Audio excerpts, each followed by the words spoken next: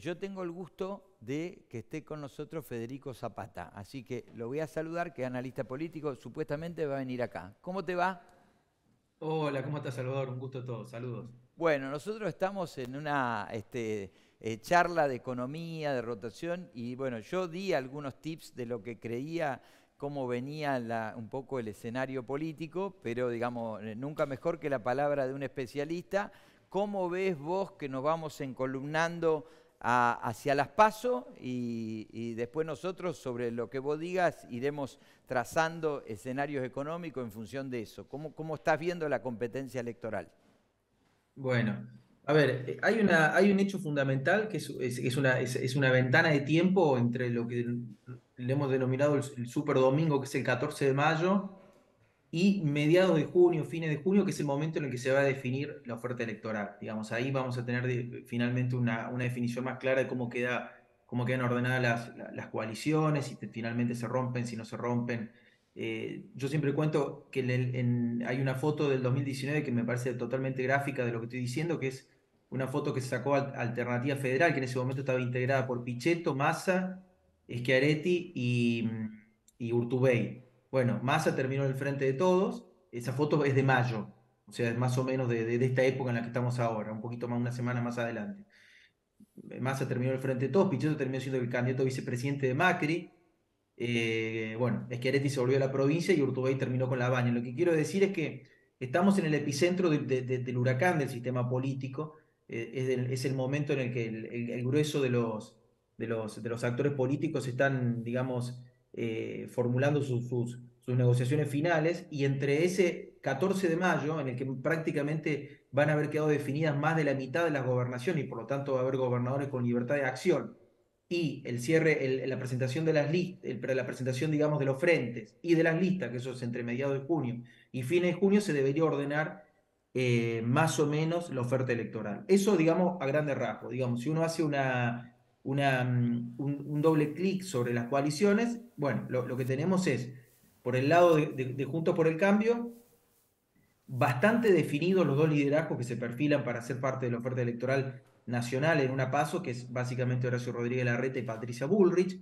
Habiéndose bajado Macri, en todo caso lo que nos queda ahí entender es qué rol va a jugar Macri en todo eso, y si ese ecosistema se va a ampliar, por ejemplo, si Patricia Bullrich va a intentar sumarlo o no a Milei, y si Horacio Rodríguez Larreta va a intentar o no sumar por ejemplo, al peronismo de la región centro o a Schiaretti, ¿no? Eso es un poco lo que nos queda terminar de entender, y en todo caso, si en alguno de esos intentos de ampliación de la coalición no tiene algún riesgo de fractura, ¿no? Eso por supuesto que es relevante.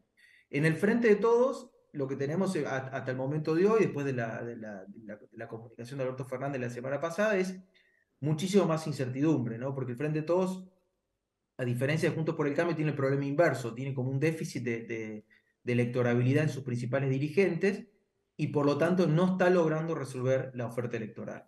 Alberto Fernández estaba jugando o va a intentar imponer una PASO que de alguna manera le permita estar sentado en la mesa de negociación, y ahí se están jugando los nombres de Rossi y de Scioli, digamos. Digo, entre comillas, Rossi quizás un poco más orgánico, Alberto Scioli es un tipo que tiene juego propio, con lo cual hay que ver hasta dónde le respeta a Alberto ese liderazgo. Y después, obviamente, Massa, que aún en medio de la crisis, todavía no declinó la opción de la candidatura. Todos sus operadores están trabajando como si Massa fuera a ser candidato, pero por supuesto que la crisis indefectiblemente lo golpea, ¿no? Y el tercer actor de todo esto, del Frente de Todos, es básicamente el kirchnerismo, ¿no? Que el kirchnerismo da por derrotada la elección nacional, pero necesita tener una oferta electoral competitiva para traccionar la provincia de Buenos Aires y poder retener la provincia de Buenos Aires, ¿no? Y ahí es donde me imagino que estará Cristina Kirchner, digamos, evaluando la opción de Scioli, evaluando cómo Massa transita este mes complicadísimo que tiene la economía para poder llegar a esa ventana de tiempo que estaba marcando, y cómo sigue los números de Kicillof, porque Kicillof venía muy sólido hasta diciembre del año pasado, y a partir de enero empieza a tener en la provincia de Buenos Aires un drenaje permanente de votos, con lo cual es una luz de alerta para el kirchnerismo, porque si efectivamente Kicillof no asegura hoy la provincia de Buenos Aires, bueno, también puede entrar en las danzas de nombres que el kirchnerismo puede intentar, digamos, ordenar la oferta electoral y en todo caso poner un alfil en la provincia de Buenos Aires. Pero bueno, este es un poco el ecosistema. Lo que tenemos entonces básicamente para pasar el limpio es, en el caso de Juntos por el Cambio, los liderazgos están definidos, hay que terminar de ver cómo eso se refleja en la coalición. Y en el caso del Frente de Todos, lo que tenemos es una situación de muchísima incertidumbre, de muchísimo desorden, de muchísimo nivel de descomposición política, que no sabemos cómo termina ese experimento. ¿Y Milei? Bueno, Milei está muy competitivo, es una candidatura que galopa muy bien en la crisis, con lo cual, digamos, desde diciembre, desde enero para acá, ha mejorado muchísimo su electorabilidad. Hay provincias en las que está primero, o sea, medimos muy poquito una territorial, una provincia del norte argentino, que Salta, lo digo, digamos, lo cuento acá, y está primero, o sea, digo, es una candidatura que está creciendo digamos, al calor de la crisis de una manera muy sustantiva. La pregunta que nos queda o que no terminamos de entender es cómo Milei va a garantizar correr esa elección, ¿no? Porque las elecciones nacionales demandan mucha capacidad organizativa, digamos, son difíciles, elecciones difíciles de gestionar y difíciles de fiscalizar, y demandan mucha plata. Las elecciones nacionales son elecciones muy caras. Entonces, la gran pregunta o el gran interrogante de Milei, dada que su electorabilidad, repito, hoy es muy relevante, hoy es un tercio del sistema político, el bicoalicionismo en la Argentina, digamos, está prácticamente sepultado, hoy Milei va a tener un rol muy importante, pero están esas grandes preguntas sobre cómo va a poder correr la elección nacional, que son las preguntas que un poco dejan abierta la posibilidad de algún nivel de entendimiento con algún sector de Juntos por el Cambio, ¿no? ¿Qué opinás vos de la narrativa de los candidatos? ¿Crees que están llegando con esa narrativa a la gente? Milei seguro, Milei es el candidato, digamos, que prácticamente instaló un nuevo clivaje en la Argentina, ¿no? O sea, en la Argentina, desde el 2008 para acá, la narrativa se organizaba entre kirchnerismo y antikirchnerismo, ese fue como el eje ordenador del sistema político, y Milei muy inteligentemente ha montado un clivaje nuevo, que es el clivaje de la sociedad contra la política, la famosa casta, digamos que es un clivaje que realmente está funcionando muy bien, sobre todo te diría en sectores jóvenes, no solamente en jóvenes educados o jóvenes de sectores de estratos altos, sino claramente en sectores jóvenes, sectores populares, ¿no? Y eso es muy, muy relevante. Ahí me parece que Milei está funcionando muy bien. En el caso de Patricia Bullrich y de Horacio Rodríguez Larreta, me parece que están como ajustando, los dos en una búsqueda de ajustar una narrativa que les permita, digamos, una mejor interlocución. Me da la impresión de que Patricia Bullrich, digamos, se va a ir despegando de la agenda más radical económicamente de Milei y va a ir haciendo pie cada vez más en una agenda de seguridad. Va a intentar ser una especie de Bukele, digamos, llegar a ser una especie de Bukele en las elecciones desde el punto de vista de una política de seguridad muy fuerte. La seguridad se ha transformado en los últimos meses es casi como la inflación, digamos, va subiendo en términos exponenciales, hay un problema muy serio. Y la reta me parece que, al contrario de Bullrich, digamos, que va a jugar a intentar comerle la electorabilidad a Milei, dada los déficits de Milei, me parece que la reta lo que va a buscar hacer digamos, quedarse con parte de la descomposición de la electorabilidad del Frente de Todos, es decir, más bien con esa mayoría silenciosa, digamos, que vota al centro, que está pensando más en un gobierno que en una cosa que está asustado con las propuestas más radicales. Me parece que la reta va a ir sintonizando más ese sector, dada la descomposición, como digo, el Frente de Todos, que no sabemos bien dónde va a terminar pisando. Te hago una suposición, sé que es una suposición y que bueno, que puede ser fácilmente objetable. Supongamos que va Bullrich y va Milei como candidatos para las elecciones de octubre. ¿Esto no beneficiaría al peronismo si pone en escena un candidato, digamos, contemporizador y digamos, no lo haría competitivo al peronismo con un discurso en contra de la radicalización? ¿Hay No, espacio en la sociedad para un discurso en contra de la radicalización? yo creo que sí. Yo creo que sí, efectivamente. Yo creo que una de las apuestas digamos, dentro del Frente de Todos es esta que está marcando vos. Ellos dicen, bueno, nosotros estamos muy golpeados electoralmente, pero si logramos colar una oferta de centro, que puede ser Scioli, que puede ser Massa, digo, con todos los problemas, después discutamos si pueden ser los dos, pero si logramos colar eso y a un balotaje y por alguna razón exótica pasa Bullrich, no, no exótica, Bullrich es muy probable que pueda pasar, digo, por alguna razón exótica entra Milei o queda Bullrich en el balotaje, bueno, ahí, digamos, el miedo digamos, de un sector de la sociedad importante a que la Argentina entre en una especie de aceleración del caos que ya estamos viviendo, puede hacer de que ese candidato tenga mucha electorabilidad. Esa me parece que es la gran apuesta por el momento del Frente de Todos, efectivamente. Es una apuesta que requiere que, por ejemplo, Patricia Bullrich, en caso de pasar, no se recueste hacia el centro, porque Patricia Bullrich también tranquilamente puede hacer el camino inverso. Así, bueno, yo estaba en un extremo, ahora ya habiendo superado una paso, me puedo ir hacia el centro y tratar de comer electorabilidad, digamos, de la red. O sea que es una apuesta difícil, ¿no? Pero me parece que es claramente es como es el único camino que le están encontrando al sistema. Sé que es futurología, pero ¿qué probabilidad podría tener un escenario de Milei en segunda vuelta? Es un escenario, yo digo, no se puede descartar, es un escenario, porque digamos, hoy vamos a una elección de, como te decía, por lo menos de 3/3 hasta el momento, con la foto de hoy, es una elección más de características peruanas, digamos, si se quiere ya. Entonces, un candidato, digamos, supongamos que en la primera vuelta se impone la reta, pero el Frente de Todos, en lugar de acelerar la descomposición, tiene un candidato competitivo. Entonces tenemos la reta y el Frente de Todos dividiendo votos del centro y tenemos un votante marginal de Patricia Bullrich que no quiere votar a una referencia de centro. Entonces, probablemente eso le dé mayor competitividad en la elección de octubre a Milei y le pueda permitir tener el balotaje. Y hoy, sí, es un escenario, digamos, ¿no? Cómo eso repercute en el sistema económico, etcétera, bueno, es una discusión, digamos, de ustedes, pero hoy es un escenario claramente posible y sí, hoy es un escenario.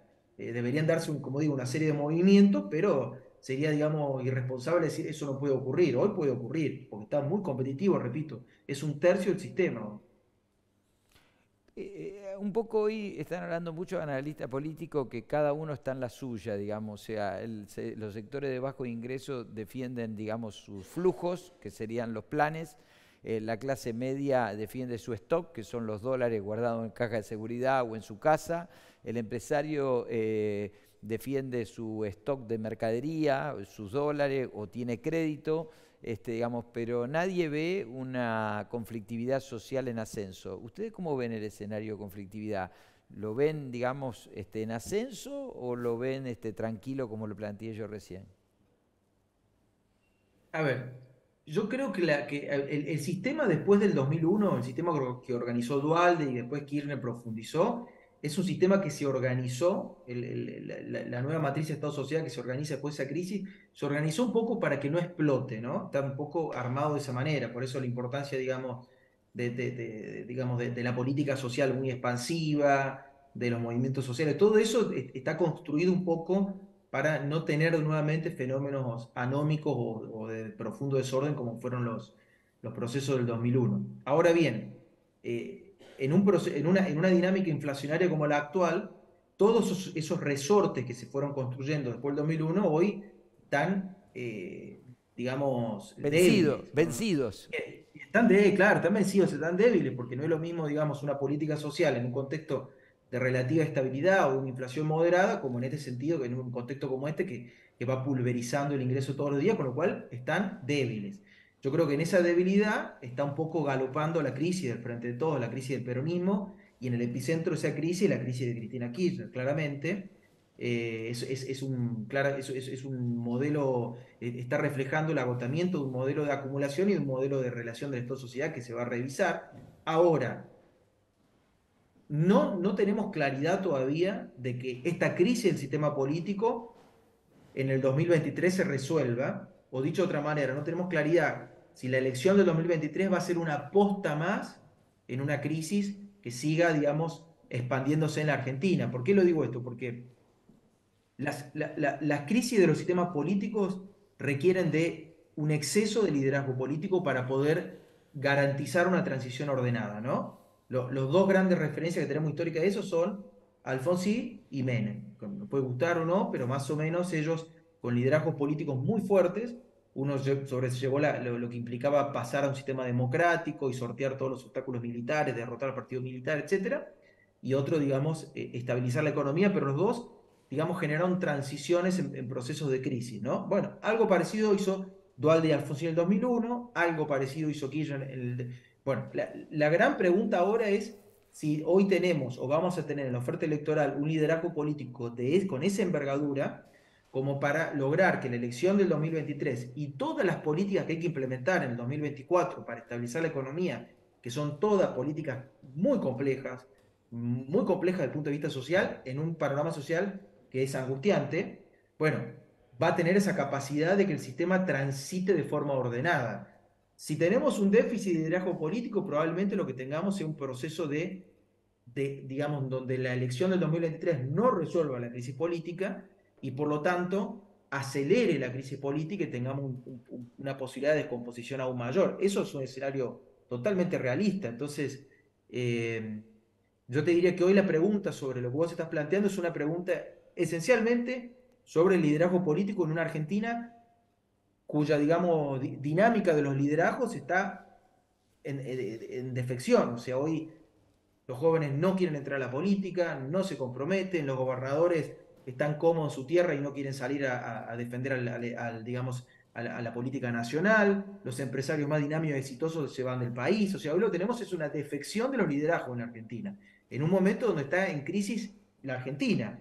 Entonces, esta creo que es la disyuntiva más angustiante de nuestro tiempo y que digamos que es donde se va a resolver dónde va a terminar esta Seguro. crisis en la que estamos inmersos. La última y no te molesto más.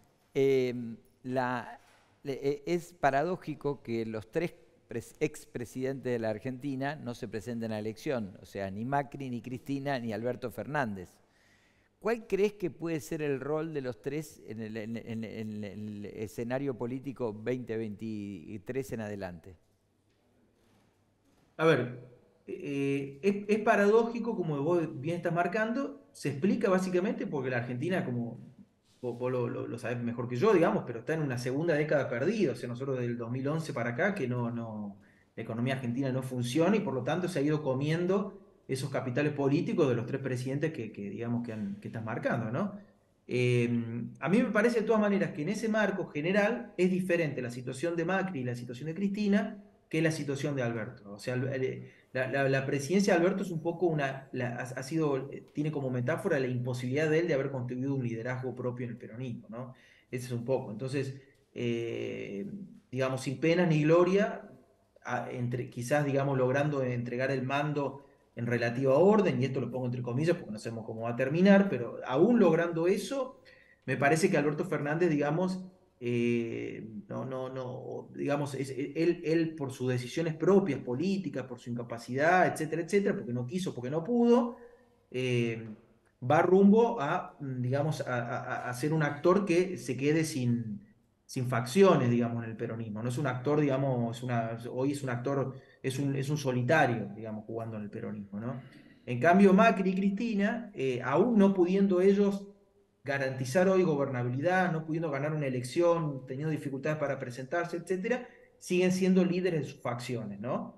En una política facciosa, como digo, donde no hay mayorías todavía, no han desaparecido las grandes mayorías, siguen siendo líderes de facción. Entonces, cuando vos sos líder de facción, probablemente no puedas establecer un liderazgo global sobre la sociedad, pero tu capacidad de daño, de obstrucción sigue siendo muy relevante.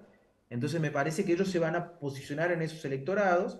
Cristina está desesperada por ser opositora, casi que se sentía cómoda, casi se hubiese sentido más cómoda todos estos años siendo opositora que estando en el gobierno, básicamente porque creo que encuentra un relato, digamos, como opositora que no logra encontrar gobernando, no tiene hoy un reemplazo de un ministro de Economía, no tiene un plan de economía, no sabe cómo sacar a la Argentina adelante, no sabe cómo ordenar la nueva estatalidad, pero sí sabe cómo oponerse, digamos. Entonces, en ese sentido creo que ella se va a sentir muy cómoda. Creo que el problema que tiene todo ese plan es si llegan a perder la provincia de Buenos Aires. Porque si el kirchnerismo está derrotado a nivel nacional y pierde la provincia de Buenos Aires, probablemente en una situación de crisis como la que estamos viviendo, un eventual, por ejemplo, gobernador de la provincia de Córdoba, Yarlora Llora, se va a lanzar una renovación del peronismo. Entonces creo que esa bisagra, esa vitalidad de Cristina está un poco atada a la posibilidad que tengan de conservar la provincia de Buenos Aires y desde ahí construir una oposición a los planes de estabilización o de reforma del próximo gobierno.